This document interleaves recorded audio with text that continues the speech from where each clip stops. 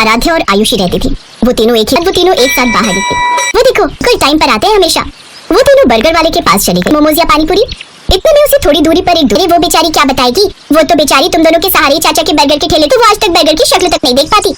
इतना आप दोनों मेरे पास क्यों चले आई? जाओ जाओ अपनी गरीब सहेली को बर्गर पिज्जा खिलाओ। तूने ही कहा था ना कि हम दोनों बहुत अमीर हैं। ये ले पैसे। अपना इलाज कराने के बाद हमारी सहेली के खिलाफ किसी ने जरा सा भी कुछ कहा तो उसका अंजाम इससे। वो तीनों सहेलियां वहाँ से चली गई। तभी मुझे लगता है कि आज के बाद आप किसी भी गरीब का मजाक नहीं उड़ाओगी। गरीब जरूर थी, लेकिन आयुषी और आराध्या उसे इस बात का कभी भी मलाल नहीं होने कि मुझे तुम दोनों जैसी सहेलियां मिली। तुम दोनों इतनी ज्यादा अमीर हो। तुम दोनों को तो किसी बड़े अमीरों वाले स्कूल में पढ़ना चाहिए। अगर आ करूंगी जो उस लड़की का किया था। तो इस तरह से उन तीनों की दोस्ती चलती रही। 3 दिन हो गए, संजना स्कूल नहीं आई। चल उसके गाँव चलते हैं। ये दोनों पैदल संजना के गाँव की तरफ निकल पड़ी। जैसे जा रही हो तुम दोनों? इस गाँव में मेरी सहेली रहती है। अबे सारे घर बह गए। बहुत सारे लोगों की तो जाने तक चली गई।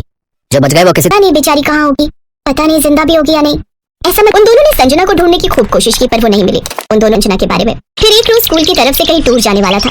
तो इस साल को यादगार बनाने के लिए हम सभी टूर पर जाएंगे, वो भी उत्तराखंड की वादियों। क्या चलते हैं ना, हमारा मूड भी थोड़ा बहल जाएगा। तुम लोग इतनी दूर टूर पर जाओ, मैं तुम्हें नहीं रोकूंगा। आयुषी, मैंने आपके डैड से भी बात कर ली है। तुम दोनों मेरी ही कार से जाओगी, ओके? उस लड़की को देख, वो जो बकरी चरा रही है। ये वो कोई और नहीं संजना ही थी। संजना ने उन दोनों को देखा थी नहीं निकल रही थी। पता है हमने तुझे कहाँ नहीं ढूंढा। सब कुछ बताऊंगी। और यही पास में मेरा घर है, चलोगी नहीं? क्यों? उसका घर कुछ खास अच्छा नहीं था। संजना के माता पिता ने खिड़की से उस कार को बाहर। ये लोग बैंक की तरफ से तो नहीं आए हैं, इनका आना तो बनता ही है। अगर हम संजना के पिता ये सब कुछ सोच ही रहे थे कि तभी आयुषी और आराध्या उनके घर आ गई। चाचा, ऊपर वाले ने आखिरकार आप लोगों से मिलवा ही दिया। नहीं क्या बताऊं बिटिया, उस भयंकर बाढ़ ने तो हमारे पूरे गांव को ही उजाड़ कर। महीनों लग गए रुकने का सहारा ढूंढते ढूंढते। लोन लेकर हमने ये छोटी सी झोपड़ी बना ली है। शकुंतला, मुझे तो यकीन ही नहीं हो रहा है। यही कहा आपने, ये दोनों बहुत बड़े घर की बेटियां। अगर पूरा देश ऐसा ही हो जाए तो ये देश फिर से महान बन जाएगा। हम तीनों को पूरा स्कूल जानता था। एक बार तो मुझे किसी ने गरीब कह दिया तो इन की दोस्ती देखकर तो मुझे अपना पुराना भारत याद आ गया।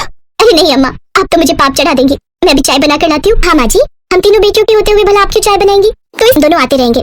मेरा मन तो बहुत कर रहा है कि तुम दोनों आज रात यहीं रुक जाओ, भी उसकी माँ ने कहा। अरे बेटा, रात होने वाली है, इतनी रात में कहाँ जाओगी? उन दोनों ने अपने अपने पिता को फोन कर दिया। रुक सकती हो?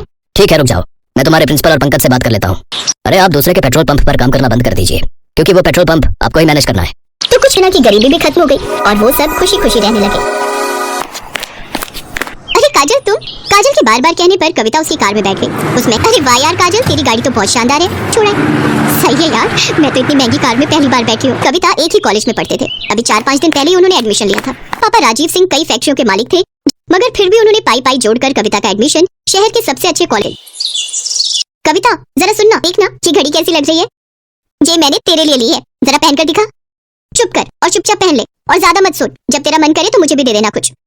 पर मेरे पास तुझे देने के लिए कुछ भी नहीं है। अच्छा ठीक है। गुजर। ये लड़का कौन है यार? इससे पहले तो कभी नहीं देखा इसे। उनका नाम आकाश है और वो हमारे सीनियर है। पगली, मैंने सुना है कि बड़ा ब्रह्मचारी टाइप लड़का है कॉलेज। अच्छा तो तू देख, अब इसकी तपस्या तो काजल नाम की है। अब पर काजल का दिल आ गया था। शुरू में उन दोनों में हाई, फिर एक दिन काजल, फाइनल रिजल्ट आते ही सीखूं और फिर वो मुझे इंडिया वापस भेजेंगे। कहते हैं सब्र का फल। मैंने सही कहा ना?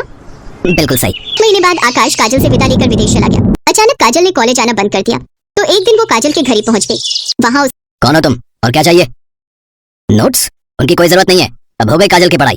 कह दिया ना तो कह दिया, चली जाओ यहाँ से। और लेकिन घर के बाहर निकलते ही उसकी तरफ एक कागज की बॉल गिरी। मुझे बचा ली कविता, प्लीज।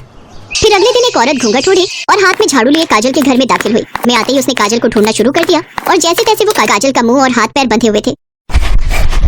कविता तू आ गई, भगवान का शुक्र है। तू तो जानती है ना कि मैं और आकाश एक दूसरे से कितना प्यार करते, पर वो 55 साल का बुढ़ा है।